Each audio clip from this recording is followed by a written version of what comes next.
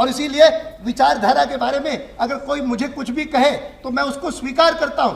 मेरी विचारधारा मुझे अयोध्या के बारे में। दोस्तों, कांग्रेस बार बार आडवाणी जी को चिढ़ाया करती थी धारा 370 के मुद्दे पे, राम मंदिर के मुद्दे पे और यूनिफॉर्म सिविल कोड के मुद्दे पर। जब एक बार आडवाणी जी गुस्सा हो गए थे, देखिए उन्होंने क्या कुछ जवाब दिया था। कि हिंदुस्तान में अस्पृश्यता के आधार पर अगर कोई पार्टी चलाना चाहे, कोई सरकार चलाना चाहे और देश की समस्याएं हल करना चाहे तो वो समस्याएं हल नहीं कर सकता।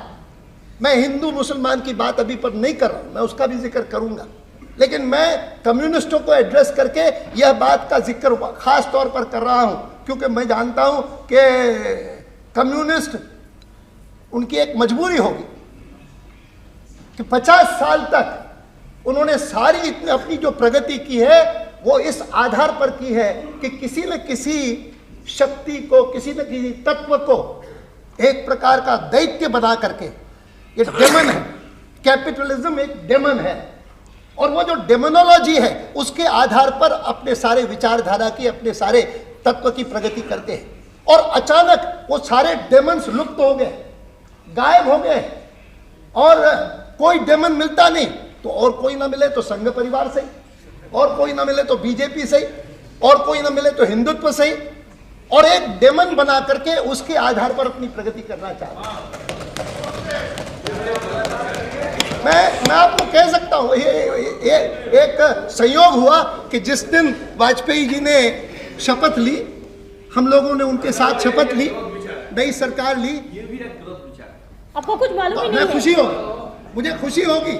मैं विस्तार से इनका जो मुझे अनुभव हुए हैं ना, उनका उल्लेख मैं इसलिए नहीं करूंगा क्योंकि इंडिविजुअल्स आर इन्वॉल्व, और उन इंडिविजुअल्स के लिए देश में आस्था है। मैं नहीं बताऊंगा, ममता जी उनको ज्यादा जानती है, मैं उनका उल्लेख नहीं करूंगा, लेकिन हाँ इतना जरूर करूंगा कि 19 तारीख को प्रातःकाल वाजपेयी जी ने शपथ ली, उनकी सरकार ने, हम लोग उनके सहयोगियों के रूप में उस मंत्रिमंडल में शामिल हुए, और उसी दिन शाम को एक दुखद समाचार मिला, और वो दुखद समाचार ये मिला कि श्री EMS नंबूदरीपाद का निधन हो गया।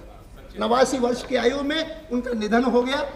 और निधन की चर्चा आगे तो बैठ जाओ, निधन का प्रसंग है। Please take your seat. अरे निधन के प्रसंग में तो बैठ जाओ। I'm not yielding.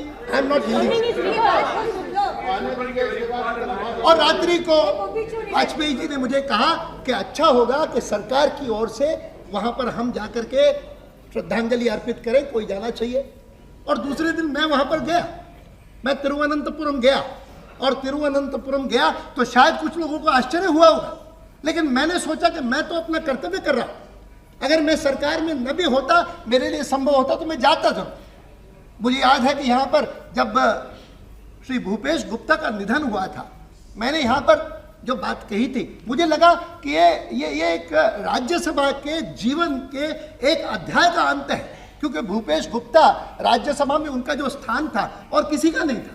और इसीलिए मैंने ये बातें वहाँ पर कही, क्योंकि मैं मानता हूँ कि सार्वजनिक जीवन में अगर विचारधारा का महत्व है बहुत महत्व है, और इसीलिए विचारधारा के बारे में अगर कोई मुझे कुछ भी कहे तो मैं उसको स्वीकार करता हूं। मेरी विचारधारा मुझे नहीं, धारा 370 के बारे में, जहां तक समान नागरिक संहिता का सवाल है, मैं इन सबसे कहता हूं कि समान नागरिक संहिता वह केवल भारतीय जनता पार्टी के मैनिफेस्टो में नहीं लिखी है, वह भारत के संविधान में लिखी हुई है, इसको कभी मत भूलो। और भारत के संविधान में लिखी होने के कारण कितनी बार सुप्रीम कोर्ट ने जो भी सरकार आती है उस सरकार को याद दिलाती है कि इसके बारे में आपने क्या किया, क्या नहीं किया, बताओ। विचारधारा में से उद्भूत जितने सारे विषय हैं उनके बारे में कभी भी भारतीय जनता पार्टी का कोई व्यक्ति, मैं हूं या कोई और हो, कभी अपॉलोजेटिक नहीं अनुभव करते हैं। लेकिन हम साथ साथ अगर कोई मिली जुली सरकार बनाते हैं तो मिली जुली सरकार ईमानदारी से बनाते हैं, और हम जनता के सामने जब जाकर के कहते हैं तो गुप्त कोई चीज करे और बाहर से कोई चीज करे, इस प्रकार की प्रकृति हमारी है नहीं, इस प्रकार का संस्कार हमारा प्राप्त हुआ नहीं। और इसीलिए कल जब गुरुजी के पुस्तक के बारे में कहा तो मैंने खड़े होकर के कहा, मुझे जो बात कहनी थी वो कह दी। वाजपेयी जी से जब ये सारे सवाल पूछे तो उसका भी साफ साफ उत्तर दिया हाँ, ये जो बार बार आप रिमोट कंट्रोल की बात करते हैं, उसके संदर्भ में एक बात कहता हूं, जो एक बार मैंने केरल में कही थी, जब मार्क्सिस्टों ने इस बात की आलोचना की थी कि वाजपेयी जी और आडवाणी नागपुर के इस फलाने वर्ग में क्यों गए थे। दोस्तों, कांग्रेस ने आरोप लगाया था कि आडवाणी जी और अटल जी नागपुर की जो आरएसएस की शाखा है उसमें जाते थे, तो आडवाणी जी ने इसको बड़े गर्व से स्वीकार किया था कि हाँ, जब हमें कुछ समझना होता है, हमें कुछ समझ नहीं आता है, तो हम जाते हैं आरएसएस की शाखा में। देखिए वीडियो। राष्ट्रीय स्वयंसेवक संघ के शिविर में क्यों गए थे, तब मैंने वहाँ के मार्क्सवादियों को कहा था कि कभी इस बात को मत भूलो कि हिंदुस्तान में जब पंडित नेहरू की सरकार थी, सरदार वल्लभ भाई पटेल जैसे उसके गृह मंत्री थे, तब भी दोनों पंडित जी और गृह मंत्री सरदार वल्लभ भाई पटेल जब भी आवश्यकता समझते थे, महात्मा गांधी से जाकर के सलाह करते थे। कभी उसमें संकोच नहीं होता था कि महात्मा गांधी तो सरकार में है नहीं, वो क्या हमारा रिमोट कंट्रोल है जो हमको कंट्रोल करेगा। मेरी बात सुनो, मेरी बात पूरी सुनो। हमको स्वयं सरकार में रहने का जो मौका मिला, ये दूसरा मौका है आज, लेकिन केंद्रीय सरकार में हम उस समय भी आए थे जब मोरारजी भाई हमारे प्रधानमंत्री थे, लेकिन मोरारजी भाई प्रधानमंत्री थे, चौधरी चरण सिंह जी गृह मंत्री थे, वाजपेयी जी विदेश मंत्री थे, मैं उस सरकार में था।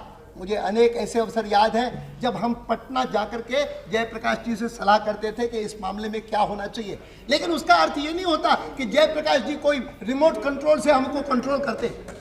जयप्रकाश जी कभी कंट्रोल नहीं करते थे। Are they fair? You talk of the assassination of Mahatma Gandhi, this is the way in which you are going to have a debate. मैं आपको कहता हूं, जिस समय कोई असैसिनेशन ऑफ महात्मा गांधी की बात करता है, मुझे लगता है कि that's the end of our arguments. आपके पास मैंने देखा है कि इस पूरी बहस कोई भी कर ले, बड़े से बड़ा हथियार कोई है तो या तो महात्मा गांधी की हत्या और 6 दिसंबर के आगे तो आपकी घड़ी आगे बढ़ती नहीं, आगे बढ़ती नहीं। Sir I am making a point and my point is that this government is not going to be controlled by any other agency. फिलहाल दोस्तों, इस वीडियो में बस इतना ही। उम्मीद करता हूँ वीडियो पसंद आई होगी। वीडियो पसंद है, वीडियो को लाइक कर दें, चैनल सब्सक्राइब कर दें।